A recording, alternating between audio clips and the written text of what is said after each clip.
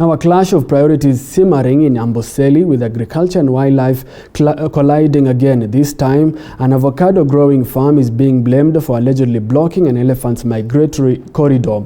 And as Linda Alela now reports, the two entities are huge foreign income earners, but one must give way for the other, elephants or avocados.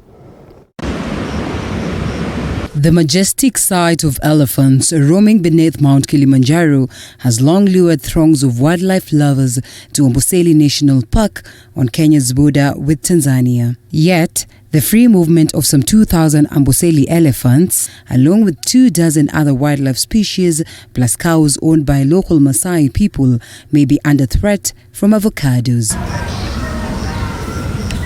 Kenyan agricultural company Gotv Fresh Limited, with 180 acres of land near Amboseli, is building nurseries and preparing to grow the avocado fruit, whose popularity is growing worldwide due to the high nutritional value. Conservationists are unhappy.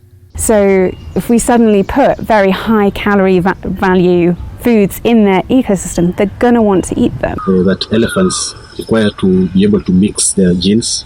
They are required to be able to stabilize their gene pools by getting males from a different area. They are worried that the plants will block the crucial Kimana Wildlife Corridor, where elephants move between Amboseli, the Tsavo and Chulu Hills parks.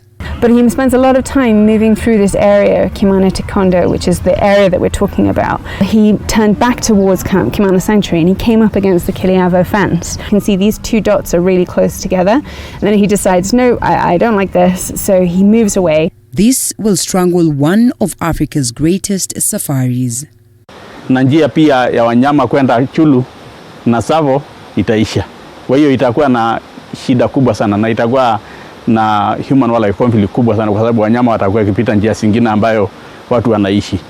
The farm says it obtained the land legally, then received government approval to begin work after presenting an environmental impact assessment. There's even more farmers around this one, and there's even larger farms, and many people there are also doing the main economic activity of this area is farming. In support, Kiliavo lawyers argue the farm is 17 kilometers away from Amboseli in an area designated for farming, terming it non-hazardous and a boost to the community around. It's another source of employment and it's another source of making their land to have value. So they are really happy about the project. National Environment Management Agency NEMA disclosed to Reuters that they ordered work halted last September and said it wanted to revoke the EIA. Kiliavo has challenged the legality of the action in Kenya's Environmental Tribunal. The Kenya Wildlife Service, on the other hand, said it was not consulted but would have objected to the project since it does not think the farm is appropriately located. Government data shows that with ideal conditions for growing the fruit, Kenya's avocado export revenues surged 33% to 14 billion Kenyan shillings in the year to October 2020.